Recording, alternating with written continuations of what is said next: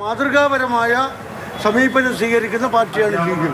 അത് മറച്ചു വെച്ചുകൊണ്ട് സജി ചെറിയാനല്ല, ബാലനല്ല, സഖാവ് പിണറായി പറഞ്ഞാൽ പോലും കേരളീയ പൊതുസമൂഹം അംഗീകരിക്കില്ല എന്നതിൻ്റെ വ്യക്തമായ തെളിവാണ് തദ്ദേശ സ്ഥാപനങ്ങളിലേക്കുള്ള തിരഞ്ഞെടുപ്പിൻ്റെ റിസൾട്ട്. അതൊന്ന് നോക്കിയാൽ മതി.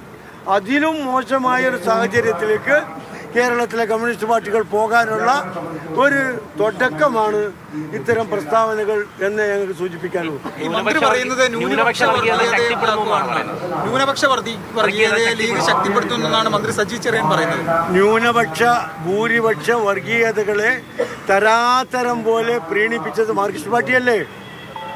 മുസ്ലിം ലീഗിന് വർഗീയത പോരാ, മുസ്ലിം ലീഗിന് തീവ്രത പോരാ എന്ന് പറഞ്ഞ് കേരളത്തിൽ ഉളവായിട്ടുള്ള തീവ്രവാദ സംഘടനകളെ മുഴുവൻ പ്രോത്സാഹിപ്പിച്ചത് CPM അല്ലേ? അനുഭവത്തിന്റെ വെളിച്ചത്തിൽ എനിക്ക് പറയാൻ കഴിയും.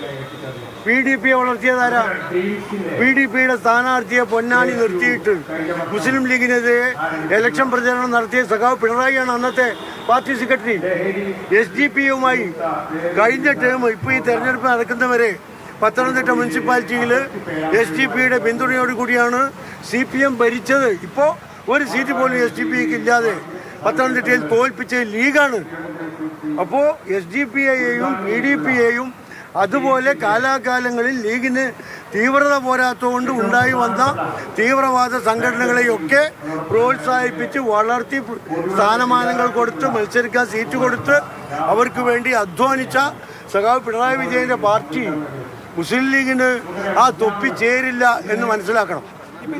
ജയിക്കാനാണോ ഈ വർഗീയ കാർഡ് ഇങ്ങനെ നിരന്തരം PK ബാലൻ പറയുന്നു, സജി ചെറിയാൻ പറയുന്നു, അങ്ങനെ നിരന്തരം ഈ കാർഡ് ഇറക്കുന്നത് തദ്ദേശ തെരഞ്ഞെടുപ്പിലെ തോൽവി ഇനി നിയമസഭയിൽ ഉണ്ടാവാണ്ടിരിക്കാൻ വേണ്ടിയാണ്? കഴിഞ്ഞ തവണ ഒരു നിങ്ങൾ തമ്മിലാണോ വാദപ്രതിവാദം? റെസ്പോൺസ് ആയിരുന്നു സജി ചെറിയാന്റെ ഭാഗത്തു നിന്നുണ്ടായിരുന്നു. ഇന്ന് അദ്ദേഹം കണക്ക് നിരത്തി ആണ് പറഞ്ഞത്. മുസ്ലിം മെജോറിറ്റിയുള്ള സ്ഥലങ്ങളിൽ സ്ഥാനാർത്ഥികളും ഹിന്ദു മെജോറിറ്റി ഉള്ള സ്ഥലങ്ങളിൽ ഹിന്ദു സ്ഥാനാർത്ഥികളും വിജയിക്കുന്നു എന്നുള്ളതാണ് പറയുന്നത്. മാർക്സിസ്റ്റ് പാർട്ടി ചെയ്യുന്നത് എന്താ? മാർക്സിസ്റ്റ് പാർട്ടി മുസ്ലിം മെജോറിറ്റി ഉള്ളിടത്ത് മുസ്ലിം സ്ഥാനാർത്ഥികളെ നിർത്തുന്നില്ലേ?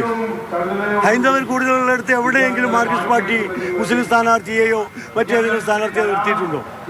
അവിടെ വോട്ടർമാരിൽ കൂടുതൽ വിഭാഗം എവിടെയാണ് എന്ന് നോക്കിയിട്ടാണ് മാർക്സിസ്റ്റ് പാർട്ടിയും ഈവൻ BJP പോലും മലപ്പുറത്ത് പാർലമെന്റിലേക്ക് ഒരു ബാദുഷാ തങ്ങളെ നിർത്തിയിരുന്നു BJP.